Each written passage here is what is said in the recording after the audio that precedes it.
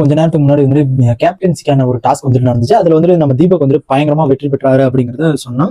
இப்ப என்னடா அப்படின்னா கேப்டன்சி டாஸ்க் வந்து தோத்த நம்ம பவித்ரா சென்னி செம்மையா வந்து கதறி அழுதுகிட்டு இருக்கிறது வந்து லைவ்ல வந்து பார்க்க முடிச்சு. அண்ட் அது வந்து பயங்கரமா வந்து சொல்லவும் பட்டுச்சு. என்னன்னு பாத்தீங்கன்னா அதுல வந்து நிறைய ஒரு உண்மைகள் வந்துச்சு, பொய் வந்துச்சு. அதை பத்தி நான் வந்து இந்த வீடியோல சொல்றேன். என்னன்னு பாக்குறதுக்கு முன்னாடி நம்ம சேனல் புதுசா வந்தீங்கன்னா சப்ஸ்கிரைப் பண்ணிட்டு பாருங்க. அண்ட் இந்த வீடியோக்கு ஒரு லைக் பண்ணீங்கன்னா எனக்கு ரொம்ப ஹெல்ப்ஃபுல்லா இருக்கும். ஏன்னா ஒரு 20 பேர் தான் நம்ம வீடியோ பாக்குறாங்க. அந்த ஒரு 20 பேருமே வந்து லைக் அண்ட் சப்ஸ்கிரைப் பண்ணி பார்த்தா எனக்கு ரொம்ப ரொம்ப மோட்டிவேட்டடா இருக்கும் நான் நம்புறேன். ஏன்னா லைக் அண்ட் சப்ஸ்கிரைப் வரவே மாட்டேங்குது சொல்ல போனா. அண்ட் இதை ஒரு இதை பண்ணிட்டு நீங்க இந்த வீடியோ கண்டினியூ பண்ணீங்கன்னா எனக்கு ரொம்ப ஹெல்ப்ஃபுல்லா இருக்கும்னு நான் நம்புறேன். பவித்ரா வந்து தாங்க முடியாத ஒரு கதறல் சவுண்ட் வந்து இங்க ஏற்பட்டு இருக்கு. ஏன்னா இந்த டாஸ்க் முடிஞ்சப்பறம் ஆனா என்னன்னா அவங்க ஒரு ஜஸ்ட் மிஸ்ல தான் அவங்க வந்து விட்டாங்க. எப்பன்னா வந்து ஒரு எட்ஜில தான் விட்டாங்க அப்படிங்கறத சொன்னோம். ஏன்னா கொஞ்சம் வந்துட்டு இவங்க விட்ட உடனே அங்க தீபக் வந்து 3வது சான்ஸ் விட்டாரு. கிட்டத்தட்ட அது 3 சான்ஸ் மொத்தம். அந்த 3 சான்ஸ்ல வந்து 2 பேருமே 2 சான்ஸ் விட்டாங்க. லாஸ்ட் ஒரு சான்ஸ் தான் இருக்கு 2 பேருமே. இதுல யாரு விடுறாங்களோ அவங்க தான் வின் அப்படிங்கிற மாதிரி கேப்டன் அப்படிங்கிற மாதிரி வந்து சொல்றாங்க. இதுல வந்து 2 பேருமே ஈக்குவலா இருக்காங்க. ஓகேங்களா? ஈக்குவலா இருந்துட்டு ஜஸ்ட் இங்கிட்டு பவித்ரா விடுறாங்க. அடுத்த செகண்ட் தான் இவங்க வந்து அடுத்த செகண்ட் வந்து நம்ம தீபக் விடுறாங்க. ஒரு எட்ஜில போய் தான் விட்டாங்க அப்படிங்கிறது தெளிவா தெரிஞ்சு இந்த ஒரு கேம் வந்துட்டு ஒரே நிமிஷம் தான், ஒரு நிமிஷம் கூட நடக்கலங்க.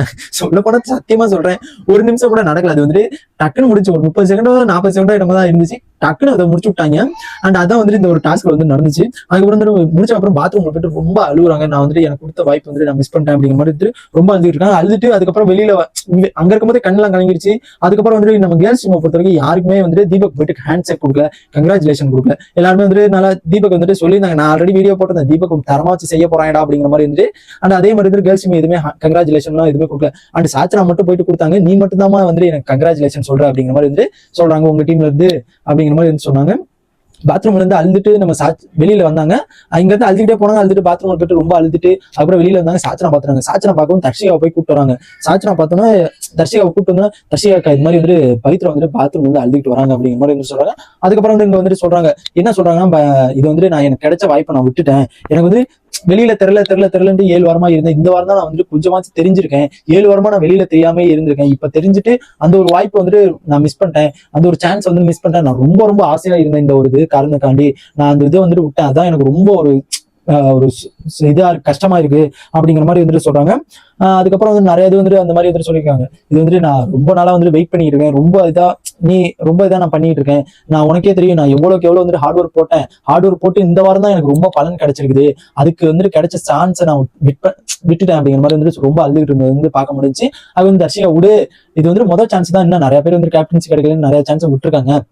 நீ அந்த மாதிரி எடுத்துக்கிட்டு போ அப்படிங்கிற மாதிரி வந்து சொல்றாங்க. கடந்து போ, அடுத்த சான்ஸ் வந்துட்டு நீ மிஸ் பண்ணாத, நீ அடுத்த சான்ஸையும் ட்ரை பண்ணு அப்படிங்கிற மாதிரி வந்துட்டு இந்த இதை வந்துட்டு நம்ம சொல்றாங்க.